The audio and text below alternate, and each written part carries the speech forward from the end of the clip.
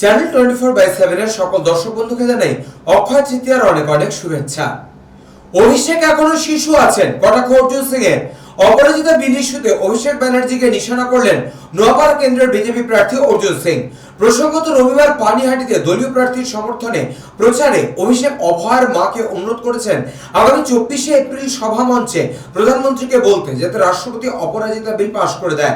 এ প্রসঙ্গে সোমবার সকালে পুত্র পবন কুমার সিং এর সমর্থনে ভোট প্রচারে বেরিয়ে নোয়াপাড়ার বিজেপি প্রার্থী অর্জুন সিং বলেন, অভিষেক এখনো শিশু আছেন, আগে ওকে বড় হতে দিন। বিজেপি লাশের ওপর রাজনীতি করে বলে অভিযোগ অভিষেকের।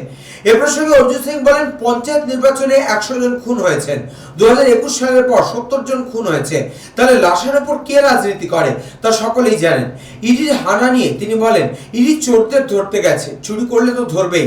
মমতা ব্যানার্জিকে নিশানা করে তিনি বলেন, মমতা ব্যানার্জি যেই রাস্তায় হাঁটছে সেইভাবে বিজেপি পাল্টা জবাব দিচ্ছে।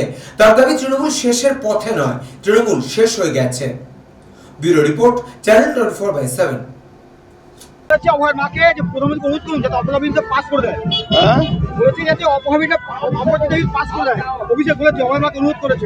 কি বলবেন? শুনতে পাচ্ছেন? অপরাধিতা বিল পাস করার জন্য প্রধানমন্ত্রীকে বলতে বলেছে অভয়ের মাকে অভিষেক, যাতে পাস হয়। পাস অপরাজিতা বিল। হ্যাঁ, যাতে পাস হয়।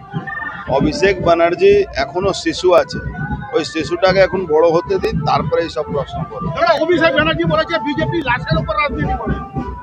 সেটা তো বাংলা মানুষ দেখেছে। পঞ্চায়েত ভোটে 100 লোক খুন হয়েছিল, আর 2021-এর পরে প্রায় 70 জন খুন করা হয়েছিল। লাশের উপরে কে রাজনীতি করে ভারতবর্ষের মানুষ জানে, পশ্চিমবাংলার মানুষ জানে। ভোট আসলে বলে ইডি সিবিআই জুজু দেখায় বিজেপি। জুজু দেখাওয়ার তো কোনো ব্যাপার নেই। ইডি সিবিআই চোরদেরকে ধরতে গেছে, এর মধ্যে জুজু দেখানো কি ব্যাপার আছে?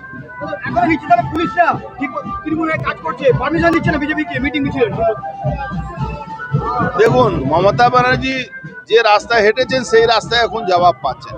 উনি ইলিগালি করতেন, এখন ইলিগালি এখন লিগাল যখন হয়েছে তখন ওনার অবস্থা খারাপ আছে। মোদীজি বলেছে যে অনেক জেলা শূন্য হয়ে যাবে তৃণমূল।